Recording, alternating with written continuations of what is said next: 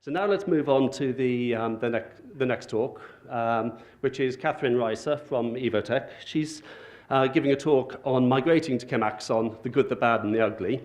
Catherine has been with Evotec for longer than she asked me to mention.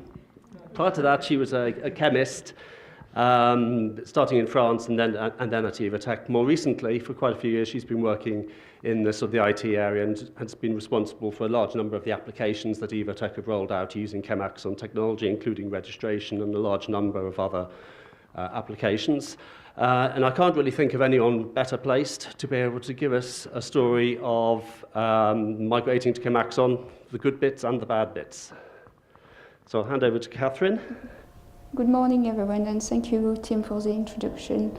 So today, I would like to present you some of the example migrations that we've done using JChem technologies. We've been using ChemAxon for probably the last 7 or 8 years, and over those years we keep moving more and more applications to using ChemAxon tools. So first I have a few slides to present Evotec. Evotec is a contract research company, and we offer chemistry and biology services. We have sites around the world. I am coming from the UK, and this is where the application development happens. But some of the examples I will show you today are being used by scientists in Abingdon, Hamburg in Germany, and Thane in India. This is a full list of services that Evotec offers. So first, who makes the decision to migrate, and why do we migrate? And I'm going to go through a very quick history of the application we try to migrate, and I just want to show you by this slide how we sort of started with a somehow low-risk application, and gradually we moved to higher-risk application. So our first application, which we migrated to ChemAxon cartridge, was our supplier database, and we use the JChem cartridge and the Java API to do that. And basically the main functionality used there was the searching capacities of the JChem cartridge. Once this application is no longer used, and it's been replaced by a new application called EOevoe, which was presented last year at the UGM. Then we migrated, the next system that we migrated was our a small desktop tool that we have to calculate physical properties and run QSAR models. So again, we were using the JChem cartridge and the Java API. And probably 4 years ago or something like that, we migrated our registration system, so that was a bit more of a risk-taking from our side, and the scientists have happily been using this application for the last 3 years or so, and it's also been rolled out last year to all our scientists in India. So in the first place, unfortunately, finance is always very often the major factor when we try to migrate, and we have to find a new software vendor. But the aim is that, because we always try to aim to provide access to all our scientists, and unfortunately with the previous tools that we had, we kept having to shrink each time the renewal of the contract came. We had to shrink the number of licenses that we had, so which meant that only a few key users on each project had access to the data, and we were not really happy with that. And when we switch over to a new system, our team does a lot of testing, and we make sure that the new system will offer the same or better performance. And we want something to be user-friendly.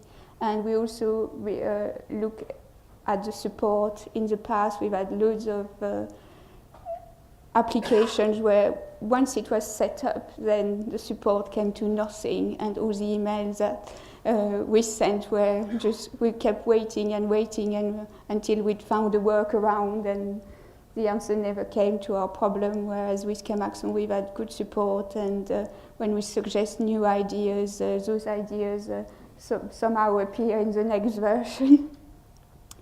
And since we bought a site in India, it has become more and more important to integrate our software with theirs so that we can easily transfer information between the two sites.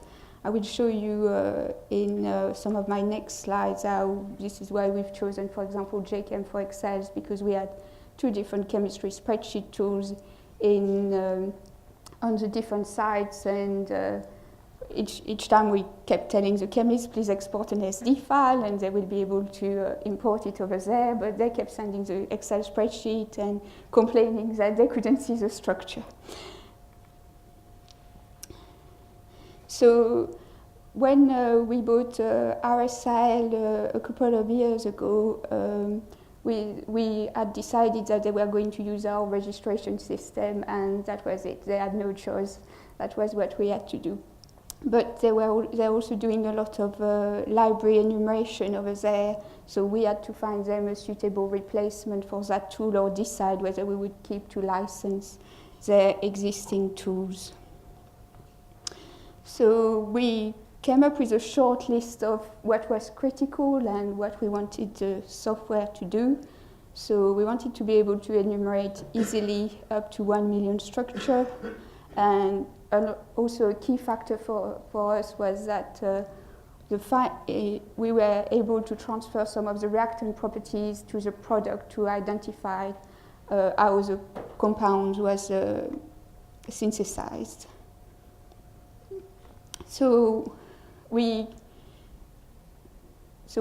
compared their existing solution. The second solution is our registration system, and we also had a combinatorial library module in it, but when we looked back at it, we realized it wasn't that user-friendly, and it also relied on some knowledge of smirks and smarts, and so we thought that wasn't really suitable. Our system is using JC React, so the reactor in the cartridge form. Then we thought, okay, we are licensing reactor and a few other tools. We are also licensing instant JChem, so can we do it using those tools? And those three options were rejected for various reasons. So when we tested reactor, at that point we couldn't generate a product identifier. The command line too could produce the product identifier that we wanted, but we thought it wasn't really user-friendly enough.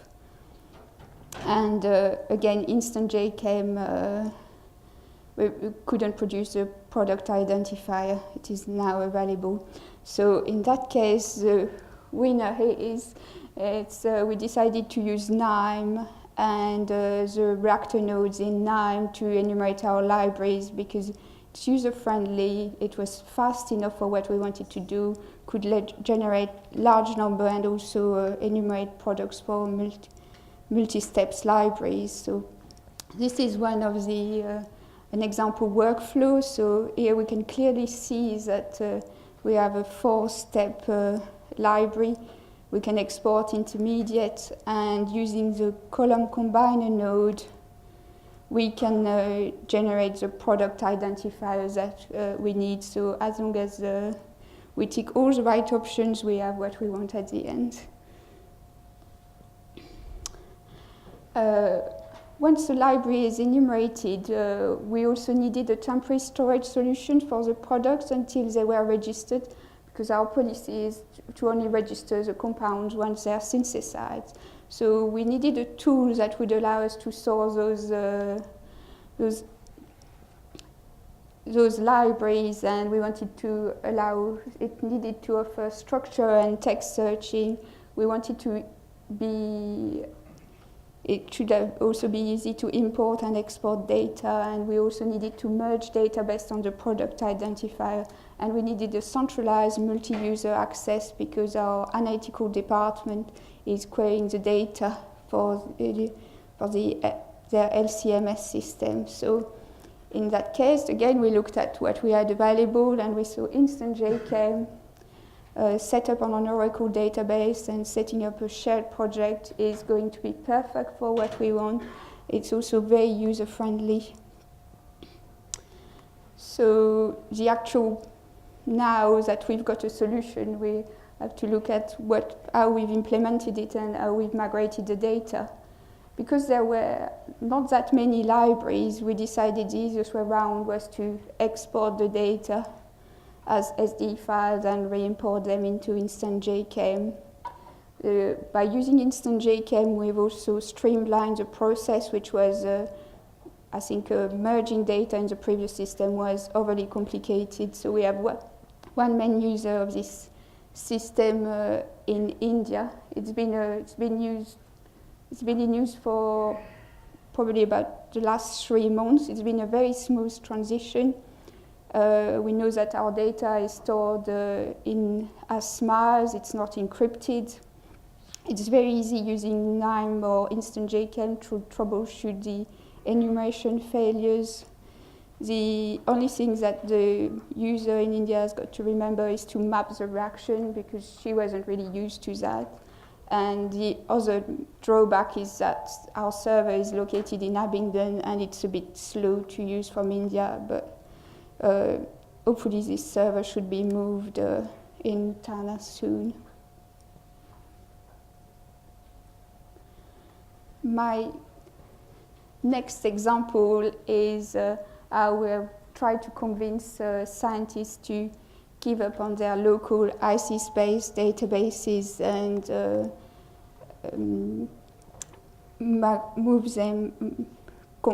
convert them to instant JChem. So over the years, we realized we had many local ISIS-based databases on our shared drives. Basically, each time someone had a bit of activity data and a bit of project data, they created a new ISIS-based database. And it was perfect for them. They could create nice form, query, they could save their import and export settings, and they also liked very much the fact that they could query using ISIS for Excel. But on the other hand, they could only have one user at a time. Because of license restrictions, only a few key users on the project had access to the data. We had loads of problems with the database becoming corrupt when it was updated, and the design wasn't as flexible as what we wanted. So since 2008, and we've been using instant JChem, and based on an Oracle database, it's very user-friendly, and we have most of the features that we've needed. And the real bonus really is for the scientists is access to all the ChemAxon calculators. Previously, the physical properties were often calculated using a different system, and then the data re-imported later into the database. More recently, we've started to use KNIME workflows for more complicated export and data conversion needs. And this is currently our preferred tool for chemistry and biology project databases.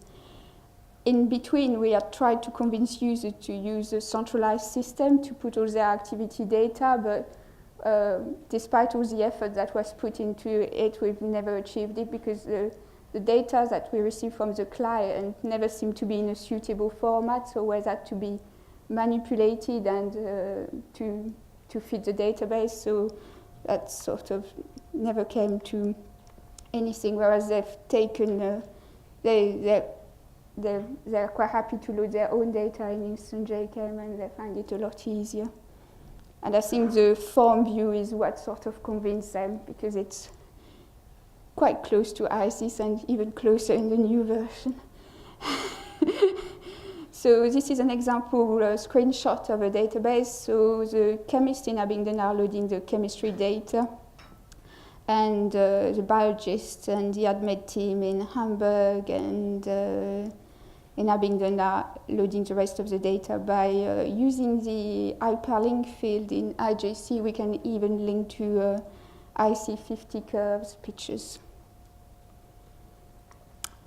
We still have a few ISIS databases, so our aim is to keep migrating and hopefully get rid of all of them by the end of 2011. At the moment, we are still running an old version of instant JChem 531, and Tim kindly came and gave us a demo of the new features in 5.5 a few weeks ago, and maybe we made the mistake of inviting a few chemists, so now since then they keep asking us, when are we migrating, when are we migrating? So it's definitely a success story. As part of the integration of our Indian sites, we're also currently migrating all their chemical stores data. So here really, we have in Abingdon, we have our own application called EOevoe, which is a big supplier database, and it's linked to our finance system, so it's an integrated searching and ordering system. The chemists can request quotes, the quotes get sent to the suppliers directly, they can order compounds, and once their order has been approved by their line manager, the data gets transferred to our finance system. So here I'm trying to compare the commercial inventory software which they have in India, and the main advantage of that system really is the fact that they can identify and locate each bottle of chemical, whether those bottles are in stores or in the labs. But on the other hand, that only contains compounds that they've previously ordered. So each time they want to order something new, they have to troll through paper catalog and SD files from the suppliers. So EOevoe, when they switch over to using EOevoe, they will benefit from the integrated ordering and quote system, but they will also lose a bit of functionality.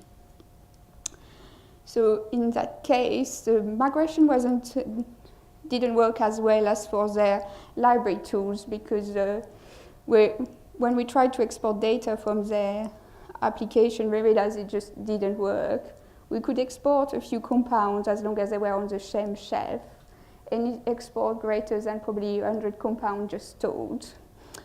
And we could export some data, but for example, we could export the quantity but not the unit, so it was just a bit pointless to didn't really know what you had in stores if you only can get 100 out and not the unit.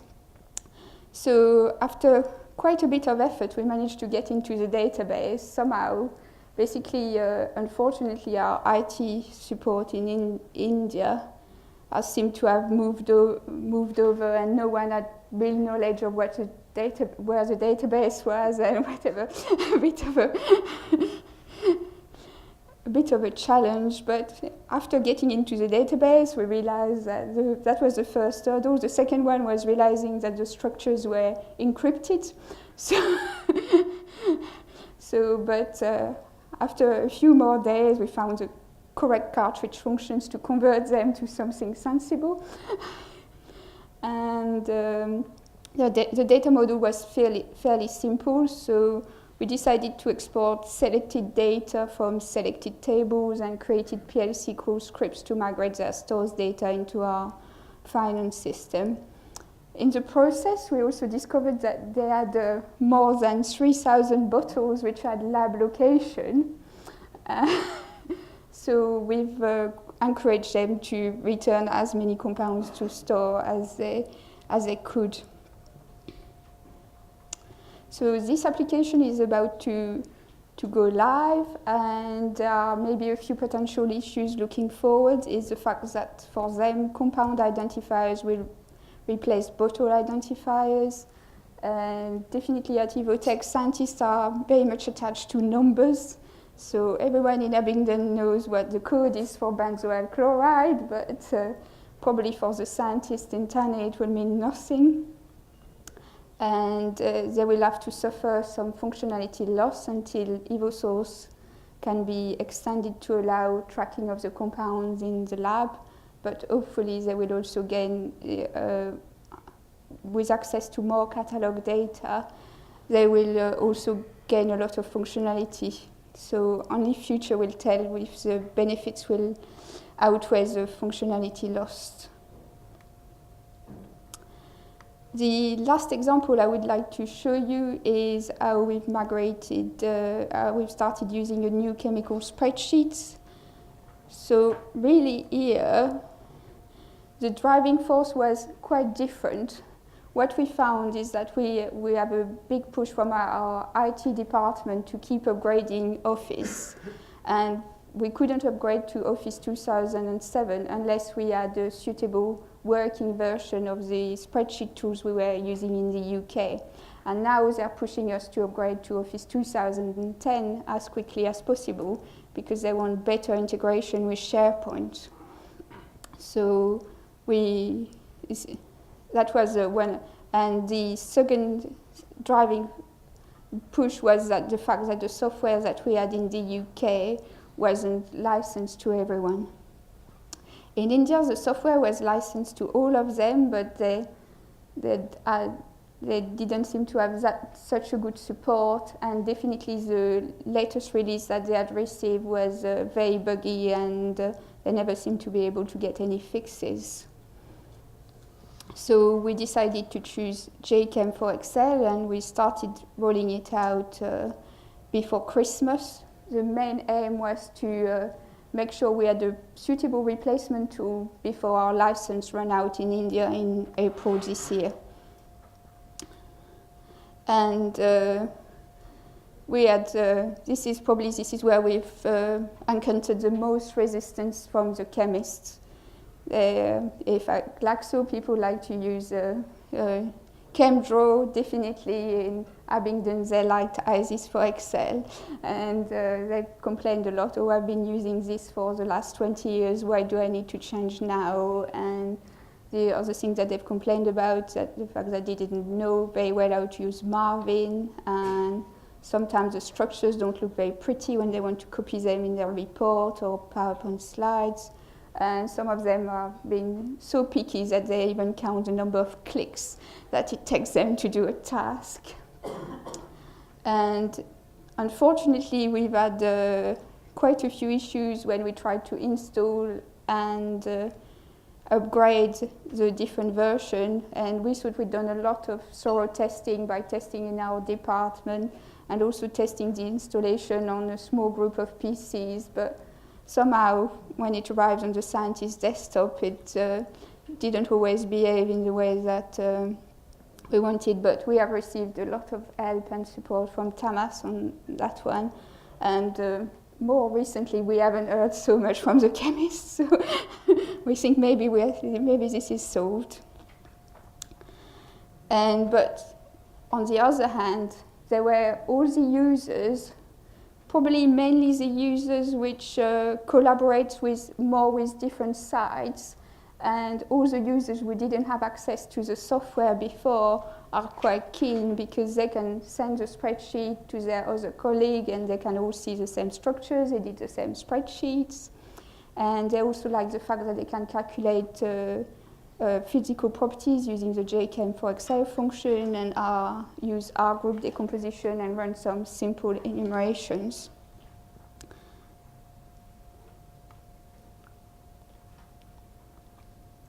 So, just to conclude, I have tried to make a list of how can you convince users, and the way we try to do it is we always rely on a small team of friendly scientists who are computer literate, but also they have to know what they want to do, but they also need to have sensible requests. Because when you ask some users to test some software, they come up with everything and anything. So it has really got, their requests have got to sort of have some value of some kind.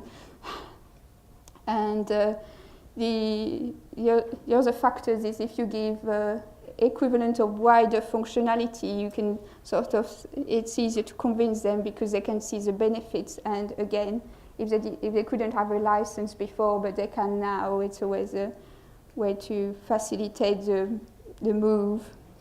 It's important to select software which will facilitate their daily jobs, and we found that if we limit the process changes, we have a better uptake rather than try to create a mini revolution.